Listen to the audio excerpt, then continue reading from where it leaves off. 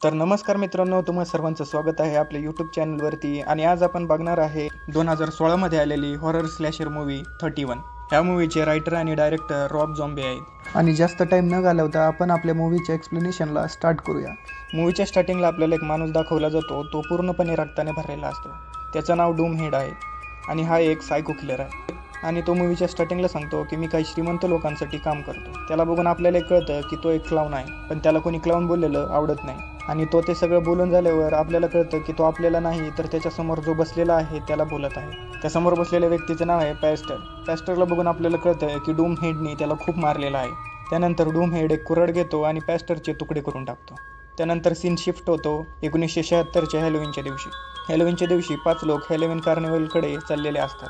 मग आपल्याला आपल्या मूवीचे मेन कॅरेक्टर्स दाखवले जातात. त्यांचे नाव असते चार्ली, व्हीनस, पांडा, लिओन आणि रॉस्को. हे सगळेजण एका गॅस स्टेशनमध्ये गॅस भरण्यासाठी थांबतात. त्या गॅस स्टेशनला एक वयस्कर माणूस चालवत असतो. रॉस्को जेव्हा गॅस भरत असतो त्याच्यापाशी एक सुंदर मुलगी येते आणि त्याला काही प्रश्न विचारायला लागते. आणि रॉस्को तिच्या सुंदरतेला बघून जे पण ती विचारत आहे त्याचे सर्व प्रश्नांची उत्तरं देऊन टाकतो. पण जेव्हा रॉस्को तिला काही प्रश्न विचारायला जातो ती तिथून गपचूप निघून जाते. त्यानंतर ते गाडीमधून जाताना त्यांची ट्रिप एन्जॉय करत जात असतात. आणि ते तिथून जात असताना त्यांना रात्र होते आणि त्यांना अचानक रस्त्यामध्ये काहीतरी स्टॅच्यूज दिसतात. त्याच्यामुळे ते गाडी थांबवून गाडी बाहेर येतात. पण हॅलोविन नाईट असल्यामुळे त्यांना वाटतं की कोणीतरी मस्करीच करत आहे. मग ते गाडीमधून बाहेर येऊन त्या स्टॅच्यूला काढायला जातात. आणि अचानक त्या स्टॅच्यूमधून काही लोक बाहेर येतात आणि त्यांना किडनॅप करून तिथून घेऊन जातात. ते किडनॅपर्स त्यांना तिथून घेऊन गेल्यानंतर एका विरान बिल्डिंगमध्ये घेऊन जातात. त्यानंतर आपल्याला 3 जण दाखवले जातात. ते खूप विचित्र कपड्यांमध्ये असतात. त्या तिघांचे नावं पण खूप विचित्र असतात. पहिल्याचं नाव असतं सिस्टर ड्रॅगन, दुसऱ्याचं नाव असतं सिस्टर स्टीफन आणि तिसऱ्याचं नाव असतं फादर नेपोलियन. फादर नेपोलियन हा यांचा मेन लीडर असतो. फादर नेपोलियन मग ह्या 5 जणांना म्हणतो, आज रात्री तुम्हाला इथं काही गेम्स खेळण्यासाठी घेऊन आलेलं आहे. त्या गेमचं नाव असतं 31 आणि ह्या मूवीचं नाव पण 31च आहे. त्यानंतर ते गेमचे रूल्स सांगतात.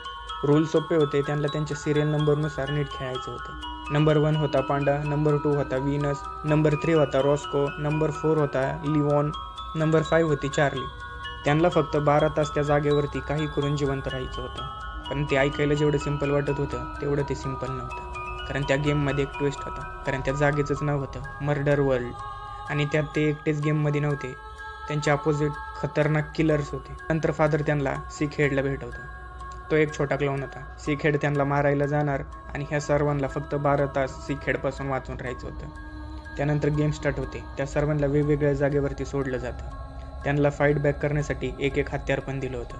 त्यानंतर ते सर्व एकमेकांना शोधायला जातात. त्यानंतर पांडा आणि रॉस्को एकमेकांना भेटतात. ते मिळून बाकीच्यांना शोधायला जातात. त्यानंतर ते एक रूममध्ये जातात. त्या रूममध्ये आपल्याला दाखवलं जातं की तिथं हिटलरचा फोटो ठेवलेला आहे आणि हिटलरच्या फोटोची पूजा होत आहे. हिटलरची पूजा होताना बघून त्यांना कळतंय की विषय खूप हार्ड आहे. आपल्याला काही करून इथून जिवंत निघावं लागेल. दुसरीकडे लिओन आणि चार्ली पण एकमेकांना शोधतात आणि ते एकमेकांना भेटून खुशच झाले होते की तेवढ्यात मागून सिक हेड येतो आणि सिक हेड लिओनला चाकू मारायला लागतो.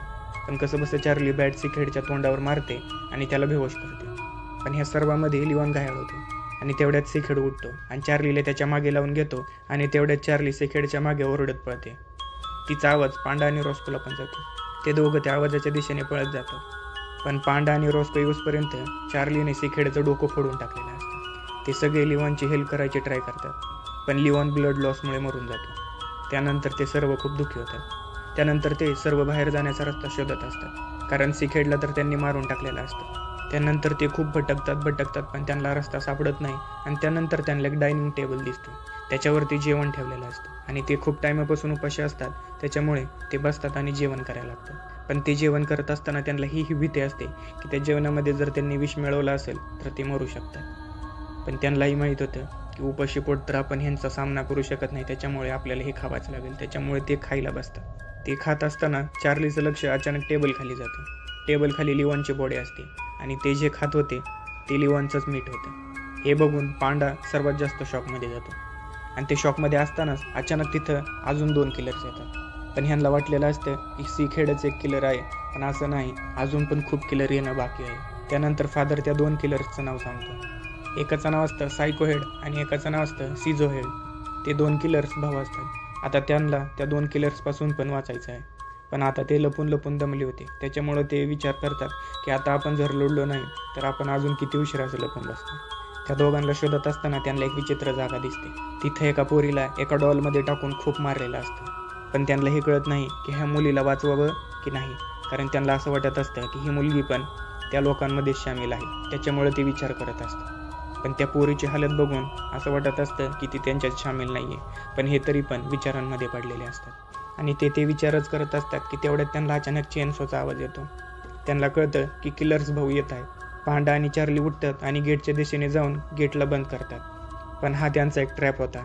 त्याच्यामुळे पांडा आणि चार्ली तिकडे गेल्यामुळे आता मध्ये एक भिंत झालेली असते आणि त्या भिंतीमुळे ते 2 ग्रुप्समध्ये बटलेले असतात. आणि त्यानंतर दोन्ही केजमध्ये एक किलर येतो. सायको हेड येतो आणि त्या पोरीला मारून टाकतो. दुसरीकडे पांडा पण फाईट करत असतो.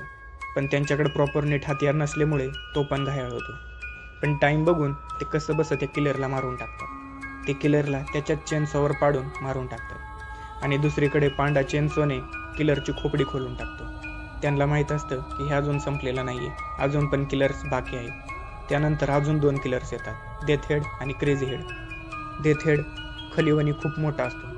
त्याला बघून पांडा एवढा शक्तिशाली असतो, पण पांडा सुद्धा घाबरून जातो. त्याच्यामुळे पांडा डेथ हेडच्या पाठीमागे जाऊन गपचूप हमला करायचा बघतो. पण पांडाकडून आवाज झाल्यामुळे डेथ हेडचं लक्ष त्याच्याकडे जातं. त्याच्यामुळे पांडाला आता त्याचा सामना करावाच लागतो. पांडाच्या हेल्पसाठी चार्ली आणि विनस पण येतात. रॉस्को येत नाही, कारण रॉस्कोची हालत आधीच खूप खराब असते. पण तरीसुद्धा डेथ हेडने त्यांची हवाताईट केलेली असते. दुसरीकडे रॉस्को लपलेला असतो, पण तिथं क्रेझी हेड येते आणि त्याला शोधते. क्रेझी हेडला बघून रॉस्कोला कळतं की ही तीच मुलगी आहे जी गॅस स्टेशनवरती भेटली होती. त्यानंतर रॉस्को स्वतःवरच खूप चिडतो, कारण त्यांनी सांगितलेल्या माहितीमुळेच आज तेही तर सगळे फसलेले असतात. दुसरीकडे ते सर्व डेथ हेड सोबत फाईट करून खूप दमलेले असतात. पण डेथ हेड अजून पण फुल मूडमध्ये असतो. फाईट करत असताना चार्लीला अचानक लक्षात येतं की त्याची जी पार्टनर आहे क्रेझी हेड ती इथं नाहीये. क्रेझी हेडला तिथं न बघून चार्लीला लगेच कळतं की ती नक्कीच रॉस्कोच्या दिशेने गेलेली. क्रेझी हेड रॉस्कोला मारणारच असते, तेवढ्यात चार्ली पळत पळत जाते आणि रॉस्कोला वाचवते. पण चार्ली तिकडे गेल्यामुळे त्यांचं खूप मोठं नुकसान होतं. इकडं पांडा मरून जातो आणि आता बारी होती विनसची. पण तेवढ्यात तिथं चार्ली येते क्रेझी हेडला घेऊन. क्रेझी हेडला बंदी बघून डेथ हेड पण घाबरून जातो. तेवढ्यात विनस बॅट उचलते आणि डेथ हेडचं तोंड फोडून टाकते. आणि दुसरीकडे चार्ली पण क्रेझी हेडला मारून टाकते. आता गेम हातामधून निघताना बघून फादर्स पण टेन्शनमध्ये येतात, कारण त्यांचे जवळजवळ सगळे किलर्स मेलेले असतात आणि आता 12 तास पण पूर्ण होत आलेले असतात. मग फादर्स ठरवतात आता त्यांचा बेस्ट किलर पाठवण्याची वेळ आलेली. तेवढ्यात तो दुसरा किलर येतो आणि तो दुसरा किलर आणखी कोणी नसून डूम हेड असतो. डूम हेडला आपण मूवीच्या स्टार्टिंगला पाहिलं होतं. डूम हेड जरा डोक्यात ठॉय असल्यामुळे तो आधी स्वतःलाच मारून घेतो आणि त्याच्यानंतर त्यांना शोधायला जातो. दुसरीकडे विनस आणि चार्ली बाहेर जाण्याचा रस्ता शोधत असतात. तेवढ्यात डूम हेड येतो आणि विनसला पण मारून टाकतो. आणि विनसची ती हालत बघून चार्ली आणि रॉस्को पण खूप घाबरून जातात. आणि तेवढ्यात तिथं डूम हेड येऊन त्यांना म्हणतो की आता की तुम्ही मर्डर वर्ल्डच्या बाहेर पण जाऊ शकता. त्याच्यानंतर डूम हेड तसा बोलला की चार्ली आणि रॉस्को बाहेरच्या दिशेने पळत सुटतात. पण डूम हेड त्यांचा पाठला तरीही करत असतो. डूम हेडला मागे येताना बघून रॉस्को स्वतःची बळी देतो, कारण त्याला असं वाटतं की कमीत कमी मी नाही तर माझी फ्रेंड तरी जिवंत राहू. कारण रॉस्को आधीच खूप स्वतः घायाळ असतो. चार्लीला बाहेर पाठवून तो स्वतः डूम हेड सोबत फाईट करायला लागतो. पण रॉस्को आधीच घायाळ असल्यामुळे तो डूम हेड समोर थोडा वेळ पण नाही टिकत आणि डूम हेड त्याला पण मारून टाकतो. तेवढ्यात चार्ली कसं बसं बाहेर पडते आणि इथं तिथं भटकत असते. आणि तेवढ्यात ती एका घरामध्ये जाते. ते घर पूर्णपणे मोकळं होतं आणि त्या घरामध्ये पण कोणीच नव्हतं. त्या घरामध्ये चार्लीला अचानक वेगळं वाटायला लागतं आणि तेवढ्यात तिथं डूम हेड येतो. आणि डूम हेड चार्लीला मारणारच असतो की तेवढ्यात फादर्स डूम हेडला वापस बोलवतात, कारण 12 तास पूर्ण झालेले असतात आणि चार्ली ही गेम जिंकलेली असते. त्यामुळे फादर्स डूम हेडला परत बोलवतात. पण आता फादर्स विचारामध्ये पडतात चार्ली सोबत काय करायचं, कारण आजपर्यंत ह्या 31 गेममध्ये कोणीच जिंकलेलं नसतं आणि ह्या पूर्ण गेममध्ये आजपर्यंत फक्त चार्लीच एकटी जिवंत राहिलेली. त्याच्यामुळे ते विचारामध्ये पडतात की चार्लीला नक्की काय करावं, सोडून द्यावं की मारून टाकावं. आणि त्यांच्या बोलण्यामधून आपल्याला हेही कळतं की ह्या 31 गेममध्ये फक्त चार्ली आणि तिचे फ्रेंड्सच नाही तर आणखीही खूप जण फसलेले आहेत. म्हणजे ही गेम खूप आधीपासून चालू आहे. त्याच्यानंतर नेक्स्ट सीनमध्ये आपल्याला चार्ली दाखवली जाते. ती रस्त्यावरून चलत आणि अचानक तिथे एक गाडी येते आणि तिच्या मागे गाडी येऊन थांबते आणि त्या गाडीमधून डूम हेड बाहेर येतो. डूम हेडला गाडीमधून बाहेर येताना बघून आपल्याला हे कळतं की फादर्सने तिच्यासाठी काय डिसिजन घेतला. आणि ह्या सीनसोबतच मूवी इथंच संपून जाते. मला माझं हे केलेलं एक्सप्लेनेशन जर मित्रांनो आवडलं असेल तर प्लीज लाईक, शेअर आणि सबस्क्राईब नक्की करा. आणि माझ्या व्हिडिओमध्ये तुम्हाला जर कोणती गोष्टी चांगली वाटली असेल किंवा कोणती गोष्ट कमी वाटली असेल तेही मला नक्की सांगण्याचा प्रयत्न करा.